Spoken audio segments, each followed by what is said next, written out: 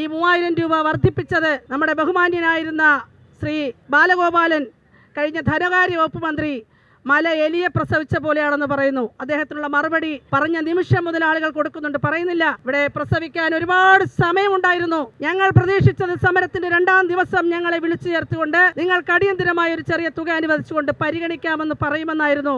അങ്ങനെ പരിഗണിക്കാതെ വന്ന ആ 2ാമത്തെ ദിവസം ഞങ്ങൾ പ്രഖ്യാപിച്ചതാണ് വിജയം കണ്ടു മാത്രമേ അനന്തപുരിയുടെ മണ്ണിൽ നിന്ന് മടങ്ങൂ എന്നുള്ളത്. കൃത്യമായി 1000 രൂപയുടെ വർധനവ് വരുത്തിക്കൊണ്ട് തന്നെയാണ് ഞങ്ങൾ മടങ്ങിയത്. പിന്നീട് അതുകൊണ്ടും തെരഞ്ഞെടുപ്പിൽ പിടിച്ചു നിൽക്കാൻ പറ്റില്ല എന്ന് മനസ്സിലായിട്ടാണ് ബജറ്റിൽ വീണ്ടും 1000 രൂപ കൂട്ടിയത്. അങ്ങനെ 2000 രൂപ കൂട്ടിയിട്ടും അടിത്തറയാകെ ഉലയ്ക്കുന്ന തരത്തിലുള്ള ഒരു ജനാധിപത്യ പ്രവർത്തനം നടത്താൻ കേരളത്തിന്റെ പൊതുമനസാക്ഷി ഇവിടെ തയ്യാറായിരിക്കുന്നു. നമുക്ക് വളരെ വളരെ പ്രതീക്ഷയുണ്ട്.